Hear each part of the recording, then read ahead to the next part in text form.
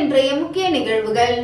RLV மக்கள் முன்னேற்ற கழகத்தின் தலைமையில் 3வது அணி நாடாளும் மக்கள் கட்சி கூட்டணியில் இணைந்தது.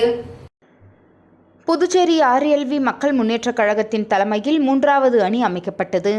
கூட்டணியில் முதல் கட்சியாக அகில இந்திய கட்சியான நாடாளுமன்றம் மக்கள் கட்சி இணைந்தது. புதுச்சேரி ஆர்எல்வி மக்கள் முன்னேற்ற கழகத்தின் சார்பாக நேற்று முன்தினம் நான் வெளியிட்ட அறிக்கையில், புதுச்சேரியில் மக்களுக்கான ஆட்சியை உருவாக்க வேண்டும் என்றால் மக்கள் மீது அன்பு கொண்டவர்கள் எல்லாம் மாற்றுக் கட்சி மற்றும் இயக்கங்களில் மனக்குமுறலுடன் பயணித்து கொண்டிருப்பவர்கள். கழக கூட்டணியில் இணைந்து செயல்பட அனைவருக்கும் பத்திரிகை வாயிலாக அழைப்பு விடுத்திருந்தேன். அதனை ஏற்று அகில இந்திய நாடாளும் மக்கள் கட்சி கூட்டணியில் இணைந்து செயல்பட விருப்பம் தெரிவித்து அக்கட்சியின் நிறுவன தலைவர் அக்னி செல்வராஜ் அவர்கள் என்னை நேரில் சந்தித்து பேசினார். அப்போது புதுச்சேரியின் நலம் மற்றும் வளர்ச்சியை முன்னிறுத்தி வரும் தேர்தல் ஒன்றிணைந்து செயல்படுவது குறித்து ஆலோசிக்கப்பட்டு 70 ஆண்டு கால ஏமாற்று அரசியலுக்கு முற்றுப்புள்ளி வைத்து ஒரு புதிய அரசியல் சரித்திரத்தை படைக்க ஆர்எல்வி மக்கள் முன்னேற்ற கழகத்தின் தலைமையை ஏற்று கூட்டணியில் இணைந்து செயல்பட கடிதம் கொடுத்து உறுதிப்படுத்தினார். இந்த 3வது அணியை மேலும் வலுப்படுத்த மற்ற அரசியல் கட்சி, பொதுநல இயக்கங்கள் மற்றும் தொகுதி சமூக ஆர்வலர்களுடன் கூட்டணி பேச்சுவார்த்தை நடத்த சிவகுமாரன் தலைமையில் சிவகுமார், கோமதி சங்கர், சுப்பிரமணியன், வாசுகி ஆகிய 5 பேர் உறுப்பினர்களாக நியமிக்கப்பட்டுள்ளனர். இந்த குழுவினர் கூட்டணி குறித்து எடுக்கும் முடிவுகள் மாநில தலைவர் ஆர்எல்வி வெங்கட்ராமன் அவர்களின் ஒப்புதலோடு அதிகாரப்பூர்வமாக அறிவிக்கப்படும் என்பதை இதன் மூலம் தெரிவித்துக் கொள்கின்றேன். தனி மனிதன் நலனை துறப்போம், புதுச்சேரி நலனை முன்னெடுப்போம். வழிகாட்டி நான் எடுக்கணும்னு என்னுடைய ஆசையா இருந்தது. அதுல முதல் இணையும் போது எனக்கு ரொம்ப சந்தோஷமா இருக்குது. இதுக்கு அடுத்தது இன்னும் பல பேர் நம்ம கிட்ட பேசினுக்கிறாங்க. அவங்க எல்லாம் வந்து இணைஞ்ச உடனே இன்னைக்கு மனு தாக்கல் ஆரம்பிச்சிச்சு. இன்னும் டைம் இல்லை, நமக்கு இருக்கிறதுக்கு ஒரு வாரம் தான் இருக்கு. மனு தாக்கல் ஆரம்பிச்சதுனால மற்ற கட்சிகளுடன் நம்ம பேச்சுவார்த்தை நடத்தினுக்கிறோம். இன்னும் ஒரு 2-3 நாள்ல அந்த வேலையெல்லாம் முடிஞ்சிடும்னு நினைக்கிறேன். முடிச்சுட்டு நம்ம வந்து மனு தாக்கல் பண்ணக்கூடிய வேலையை நம்ம செய்வோம்.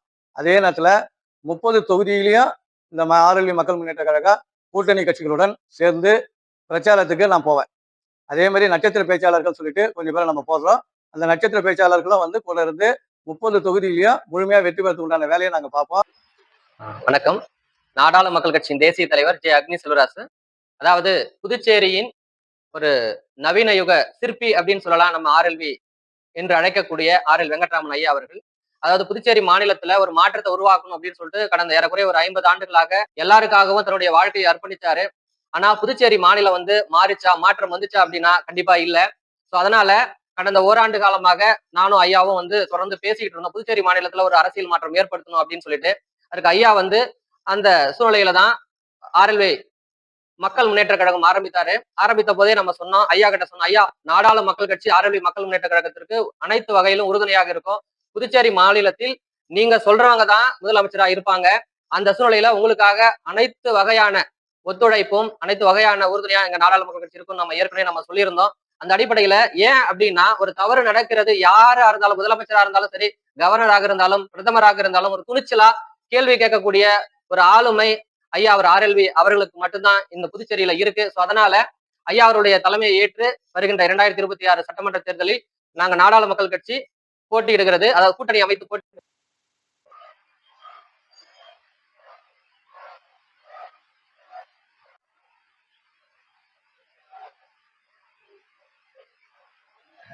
இன்று பாண்டிச்சேரி சிட்டி ரோட்டரி சங்கத்தின் சார்பில் 9வது நேர்மை அங்காடி திறக்கப்பட்டது.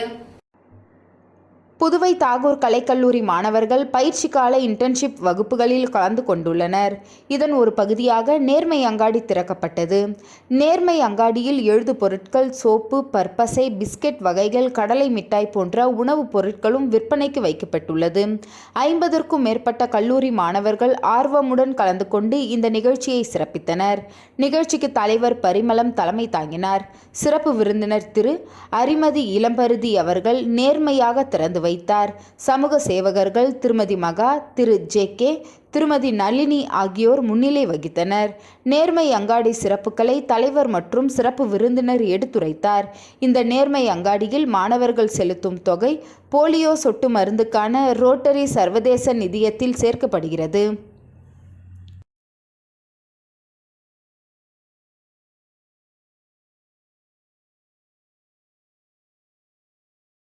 2050க்குள் புதுமையான புதுச்சேரி காமராஜர் நகர் தொகுதியில் வீடு வீடாக வாக்கு சேகரித்தார் ஜோஸ் சார்லஸ் மார்டின். 2050ஆம் ஆண்டுக்குள் புதுமையான புதுச்சேரியை உருவாக்குவோம் என்ற இலக்குடன் அடுத்த கட்ட வளர்ச்சிக்கான முத்தான 10 திட்டங்களை முன்வைத்து லட்சிய ஜனநாயக கட்சியின் தலைவர் ஜோஸ் சார்லஸ் மார்டின் அவர்கள் காமராஜர் நகர் தொகுதிக்குட்பட்ட சாமிப்பிள்ளை தோட்டம், அன்னை இந்திரா நகர், விஷ்ணு நகர், ராஜீவ்காந்தி நகர், வாஞ்சிநாதன் நகர் உள்ளிட்ட பகுதிகளில் வீடு வீடாக சென்று வாக்கு சேகரித்தார். காமராஜர் நகர் தொகுதியில் தீவிர பிரச்சாரம் மேற்கொண்டு வரும் ஜோஸ் சார்லஸ் மார்டின் அவர்களுக்கு பொதுமக்கள் உற்சாக வரவேற்பளித்தனர். மகளிர்கள் மலர் தூவி அவரை வரவேற்று ஆதரவை வெளிப்படுத்தினர். அப்போது உங்களை பெரும் வாக்கு வித்தியாசத்தில் வெற்றி பெற செய்வோம் என்று பொதுமக்கள் உறுதியளித்தனர். இந்த நிகழ்ச்சியில் கட்சியின் பொதுச் செயலாளர் சுரேஷ், பரப்புரை செயலாளர் நடிகர் தாடி பாலாஜி, தொண்டர் அணி தலைவர் மதன், இளைஞர் அணி துணைத் தலைவர் ஜாகிர் உசேன், விஷ்ணு, மூத்த உறுப்பினர் பாலு, மாங்குடி உள்ளிட்ட கட்சி நிர்வாகிகள் மற்றும் பொதுமக்கள் பலர் கலந்து கொண்டனர்.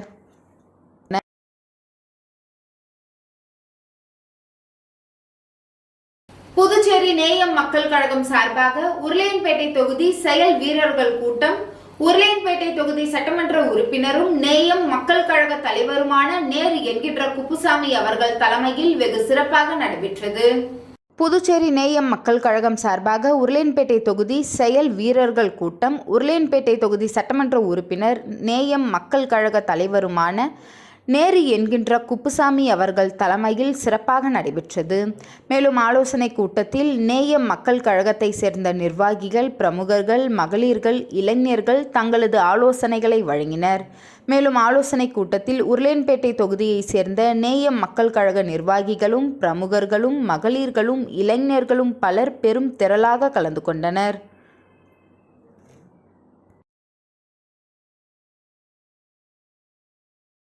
புதுச்சேரி அரியாங்குப்பம் தொகுதியில் 10 ரூபாய் சட்ட இயக்கம் ரகு வேட்புமனு தாக்கல். பொதுமக்களுக்கு இனிப்பு வழங்கி உற்சாகம்.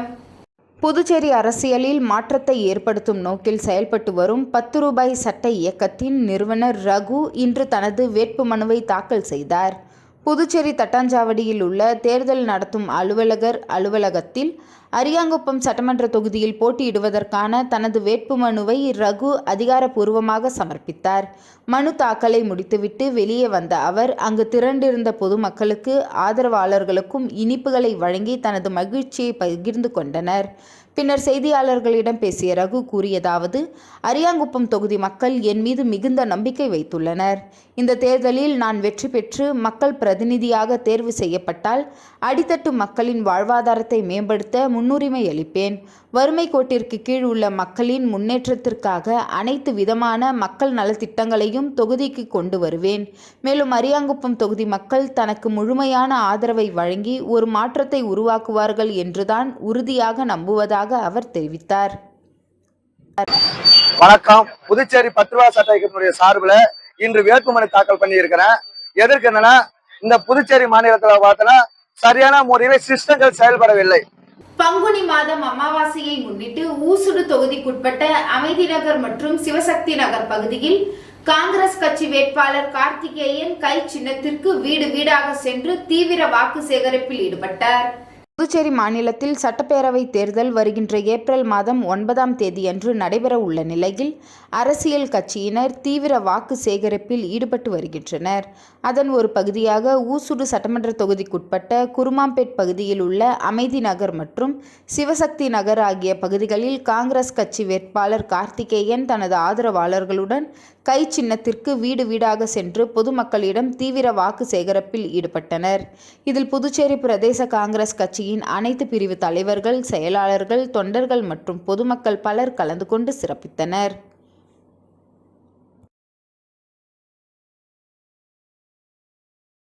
கணுவாப்பேட்டை அருள்மிகு ஸ்ரீ அங்காள பரமேஸ்வரி அம்மன் ஆலயத்தில் நடைபெற்ற மயான கொள்ளை திருவிழாவில் பங்கேற்ற பக்தர்களுக்கு சமூக சேவகர் பாண்டுரங்கன் அன்னதானம் வழங்கினார். புதுச்சேரி மாநிலம் கணுவாப்பேட்டை வில்லியனூர் அருள்மிகு ஸ்ரீ அங்காளம்மன் ஆலய மயான கொள்ளை திருவிழா மிக சிறப்பான முறையில் நடைபெற்றது.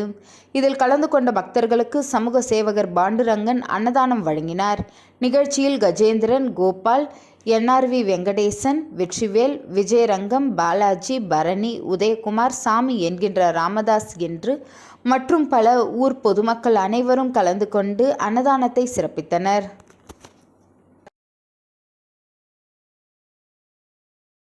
கணுவாப்பேட்டை புதுநகர் பகுதியில் அமைந்துள்ள ஸ்ரீ அங்காள பரமேஸ்வரி அம்மன் மயான கொள்ளை திருவிழாவில் திரளான பக்தர்கள் பங்கேற்றனர். புதுச்சேரி மாநிலம் வில்லியனூர் கணுவாப்பேட்டை புதுநகரில் அமைந்துள்ள அருள்மிகு ஸ்ரீ அங்காள பரமேஸ்வரி அம்மன் கோவிலில் 47ஆம் ஆண்டு மகோற்சவ விழா வெகு சிறப்பான முறையில் நடைபெற்றது. கடந்த 9ஆம் தேதி திங்கட்கிழமையன்று கொடியேற்றுதல் நிகழ்ச்சியும், அதனைத் தொடர்ந்து ஒவ்வொரு நாளும் சுவாமி இரவு மின் அலங்காரத்துடன் அம்மன் வீதி உலாவும் நடைபெற்று வந்தன. முக்கிய நிகழ்வான நேற்று முன்தினம் நிசானி ரணக்களிப்பு அம்மன் ஆலயத்தில் நிசானி வதம் செய்தல், குடல் எடுத்து மாலை அணிவித்து ஈரலை கவ்வி முரம் ஏந்தி அம்மன் வீதி உலாவுடன் பாவாடராயன், வீரபுத்திரன், பூதகாளி, காட்டேரி, குரத்தி, வல்லாளன் வேடம் அணிந்து மயானம் சென்று அம்மன் மயானம் சென்று மயான கொள்ளையிடுதல் நிகழ்ச்சி நேற்று நடைபெற்றது. இதில் பக்தர்கள் ஏராளமானோர் கலந்து கொண்டு தங்களது வேண்டுதலை நிறைவேற்றி சில்லறை நாணயங்கள், தங்கள் விளை நிலங்களில் விளைந்த காய்கறிகள், பிஸ்கட் பாக்கெட்டுகள், சாக்லேட்கள் உள்ளிட்ட பல்வேறு பொருட்களை கொள்ளையிட்டு தங்களது நேர்த்தி கடனை செலுத்தினர். இதில் ஏராளமான பொதுமக்கள் கலந்து கொண்டு நிகழ்ச்சியை சிறப்பித்தனர். நிகழ்ச்சிக்கான ஏற்பாட்டினை கோவில் நிர்வாகத்தினர், புதுநகர் கணுவாப்பேட்டை கிராம பொதுமக்கள் மிக சிறப்பான முறையில் செய்திருந்தனர்.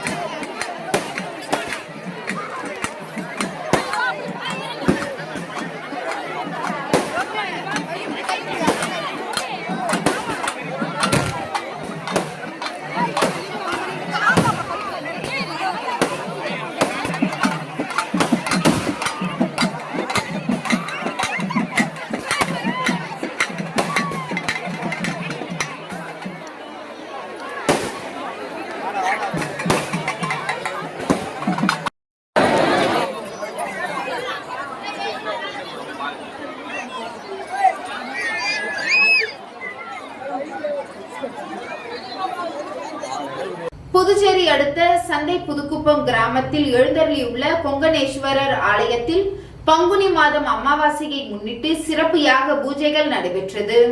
புதுச்சேரி காட்டேரிக்குப்பம் அடுத்த சந்தை புதுக்குப்பம் கிராமத்தில் எழுந்தருளியுள்ள கொங்கணேஸ்வரி உடனமர் கொங்கணேஸ்வரர் ஆலயத்தில் பங்குனி மாதம் அமாவாசையை முன்னிட்டு விபூதி சித்தர் தலைமையில் உலக அமைதி மற்றும் மக்கள் நன்மையை வேண்டி மாதந்தோறும் வரும் அமாவாசை திதியன்று நடைபெறும் இந்த மகா யாகம் அனைத்து தெய்வங்களுக்குமான மகா சக்தி பூஜை செய்து அவிர்பகம் கொடுக்கப்பட்டு சிறப்பு வழிபாடு நடைபெற்றது.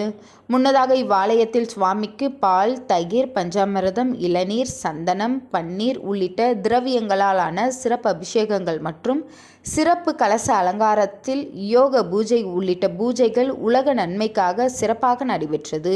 மேலும் பொதுமக்களுக்கு எந்தவித பாதிப்புகளும் ஏற்படாமல் இருந்திடவும் சிறப்பு பூஜைகள் நடைபெற்றது. தொடர்ந்து வழிபாட்டில் கலந்து கொண்ட பக்தர்கள் அனைவருக்கும் மரக்கன்றுகள், விதைகள் மற்றும் அன்னதானமும் வழங்கப்பட்டது. இதில் ஏராளமான பொதுமக்கள் நிகழ்ச்சியில் கலந்து கொண்டு தங்களது வேண்டுதல்களை முன்வைத்து பிரார்த்தனை செய்து வழிபட்டனர். மேலும் இந்நிகழ்ச்சிக்கான ஏற்பாடுகளை ஆலய நிர்வாக குழுவினர் சிறப்பாக செய்திருந்தனர். அந்த ஆன்மாக்களை வர வச்சு அவங்களை அழைச்சி அவங்களுடைய நிலைகளை கேட்டு அந்த ஆன்மாவை திருப்திப்படுத்தி திரும்பி ஆட்கொள்றது தான் அந்த யாகத்துடைய மறுசிறப்பு. அமாவாசைக்கு இந்த பூஜைகள் நடக்கும். இறைவன் எல்லா ஜீவராசிக்கும் சமநிலையில படியளந்துட்டு இருக்கோம். நீங்க ஒத்துமையா வாழணும், வளரணும், அடுத்த தலைமுறைக்கு வழி கொடுக்கணும். நீங்க ஒற்றுமை இல்லாம பரமப்பட்டீங்கன்னா உலகம் பேரழிவு சந்திக்க நேரிடும். உலகம் பூரா எண்ணங்கள் எல்லாமே மாறி நிக்குது. அச்சங்கள் அதிகமா இருக்கு. இது சரியான செயல்பாடு கிடையாது. ஒத்துமையா வாழணும். மனித இனத்தை அழிச்சிரும். இதே மாதிரி போச்சுன்னா இயற்கை என்னைக்கு நிலையானது. உன் வாழ்க்கை உன் கையில். இப்ப நல்லவங்களை தேர்ந்தெடுங்க, நல்லது நடக்கும்.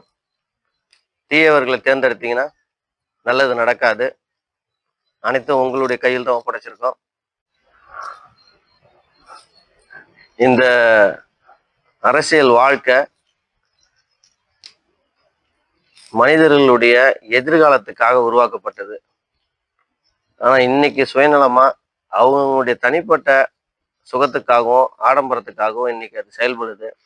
தர்மத்தை மீறி மக்களை பாடக்காயா மாற்றி விளையாடுறாங்க வாழ்க்கையில. இது தவறான செயல்பாடு. ஒவ்வொரு ஓட்டு உரிமையும் அவங்களுடைய எதிர்காலத்தை தீர்மானிக்கக்கூடிய அடிப்படையா இருக்கும். ஆனா இன்னைக்கு காசு கொடுத்தா ஓட்டுன்ற நிலைமைக்கு கொடுத்தாலும் நீங்க வாங்கணும், வாங்காட்டாலும் கஷ்டமாயிடும். இது சரியான ஜனநாயகம் கிடையாது. இதை மாற்றி எழுதணும். தர்மத்தில் நிற்கணும், அதர்மத்தை ஜெயிக்க விடக்கூடாது. மனசுக்கு தெரியும் எது நல்லது எது கெட்டதுன்னு. மனசாட்சிப்படி செயல்படுங்க, நல்லவங்களுக்கு வழி கொடுங்க, தீயவர்களை ஒதுக்குங்க.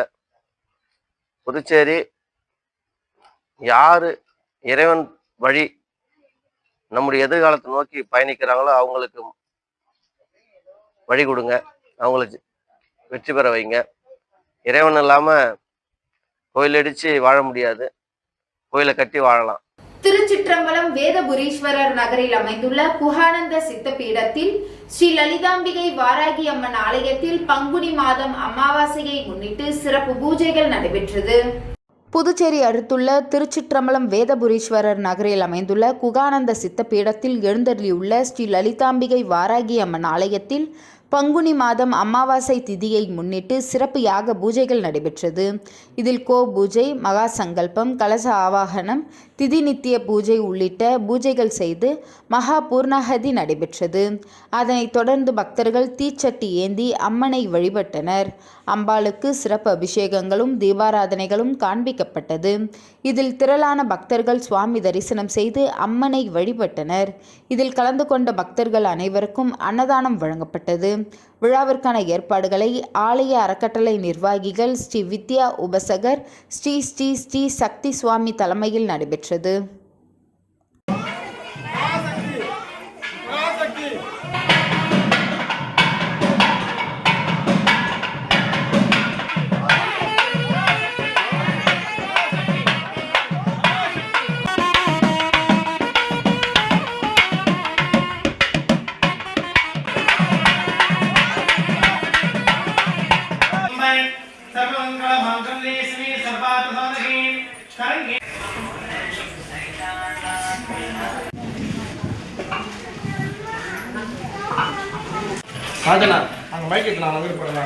லட்சிய ஜனநாயக கட்சியின் தலைவர் ஜோஸ் சார்லஸ் மார்டின் பேட்டி. ஆதவ் அர்ஜுனா திமுகவின் ஸ்லீப்பர் செல். ஆதவ் அர்ஜுனா என்பவர் திமுகவில் உதயநிதி ஸ்டாலினுக்கு எதிராக அதே குடும்பத்தில் உள்ள சில நபர்களுக்காக வேலை செய்யும் ஒரு நபர். இவர் ஆரம்பத்திலிருந்தே சபரீசன் அவர்களுடன் மிக நெருக்கமாக இருந்தது. பிரசாந்த் கிஷோரை தமிழகத்திற்கு அழைத்து வருவது போன்ற ஸ்ட்ராட்டஜிக்களை செய்தவர். இவர்கள் இருவருக்கும் பெரிய குடும்பங்களை தன்வசப்படுத்தும் பேராசை உண்டு. இன்று ஆதவ் அர்ஜுனா தமிழக வெற்றி கழகத்திற்கு சென்றிருப்பது ஒரு ஸ்லீப்பர் செல் வேலையை செய்வதற்காகத்தான் என்று ஜோஸ் சார்லஸ் மார்டின் கூறினார். விஜய்க்கு எதிரான பிம்பம். விஜய் மது அருந்துபவர், எப்போதும் போதையிலேயே இருப்பார் என்ற ஒரு தவறான செய்தியை மக்களிடையே பரப்ப இவர்கள் முயல்கின்றனர். சமீபத்தில் நல்லக்கண்ணு ஐயா அவர்களின் இறுதி சடங்கிற்கு விஜய் வந்தபோது கூட அவர் மீது மது வாடை வந்ததாக ஊடகங்கள் மூலம் ஒரு செய்தியை பரப்ப திட்டமிட்டதாக ஜோஸ் சார்லஸ் மார்டின் குறிப்பிடுகிறார். விமான நிலைய மதுபாட்டில் நாடகம். சமீபத்தில் ஒரு தனியார் விமான நிலையத்தில் ஆதவ் அர்ஜுனா மதுபாட்டிலுடன் சிக்கியது ஒரு திட்டமிட்ட நாடகம். விமான நிலையத்தின் அந்த பகுதி மிக பாதுகாப்பானது. அங்கு நடக்கும் சோதனைகள் வெளியே தெரிய வாய்ப்பில்லை. ஆனால் இது எப்படி ஊடகங்களுக்கு தெரிந்தது? விஜயும் இது போலத்தான் மது பாட்டில்களை எடுத்து செல்வார் என்ற பிம்பத்தை உருவாக்கவே ஆதவ் அர்ஜுனா இதை செய்துள்ளார் என ஜோஸ் சார்லஸ் மார்டின் சாடுகிறார். ஊழல் மற்றும் நிதி விவகாரங்கள். திமுக ஆட்சியில் மணல், ரியல் எஸ்டேட் மற்றும் டாஸ்மார்க் மூலம் பல ஆயிரம் கோடி ரூபாய் ஊழல் நடப்பதாக ஜோஸ் சார்லஸ் மார்ட்டின் ஒரு கணக்கை முன்வைத்திருக்கிறார். இந்த பணத்தை பயன்படுத்தி ஆதவ் அர்ஜுனா மற்றும் ஜான் ஆரோக்கியசாமி போன்றவர்களை வைத்து விஜயின் கட்சியை தனிமைப்படுத்தவும் அதன் செல்வாக்கை சிதைப்பதையும் திமுக தரப்பு திட்டமிட்டதாக அவர் கூறுகிறார். கட்சிகளை உடைக்கும் வேலை. ஆதவ் அர்ஜுனாவும் சபரீசன் அவர்களும் இணைந்துதான் அதிமுகவிலிருந்து செந்தில் பாலாஜியை பிரித்து திமுகவிற்கு கொண்டு வந்தனர். செந்தில் பாலாஜி ஒரு மிக சிறந்த ஊழல்வாதி என்றும் கரூரில் காவல்துறையினரை மீறி அராஜகம் செய்ததில் ஆதவ் அர்ஜுனாவிற்கு பங்கு உண்டு என்றும் ஜோஸ் சார்லஸ் மார்ட்டின் தெரிவித்தார். விஜய்க்கு எச்சரிக்கை. ஆதவ் அர்ஜுனா ஒரு விஷக்கிருமி போன்றவர். அவர் எந்த ஒரு அமைப்பிற்குள் சென்றாலும் அந்த தலைவரையே காலி செய்துவிட்டு அந்த இடத்தை அடைய நினைப்பவர். துரந்தர் திரைப்படத்தில் வருவது போல் ஒரு தேசத்திற்குள் ஊடுருவி அதை சிதைக்கும் உளவாளி போல செயல்படுவார். விஜய் அவர்கள் இவரை தன் பக்கத்தில் வைத்திருப்பது ஒரு தற்கொலை முயற்சிக்கு சமம் என்று ஜோஸ் சார்லஸ் மார்ட்டின் எச்சரித்தார். புதுச்சேரி குழப்பங்கள். ஆதவ் அர்ஜுனா தமிழகம் மட்டுமின்றி புதுச்சேரியிலும் பல அரசியல் குழப்பங்களை உண்டாக்கி வருவதாகவும் இவரை போன்றே புற்றுநோய் செல்கள் ஆரம்பத்திலேயே அகற்றவிட வேண்டும் என்றும் கட்சிக்கு ஆபத்தான முடிவு என்றும் ஜோஸ் சார்லஸ் மார்ட்டின் இந்த வீடியோவில் வலியுறுத்துகிறார்.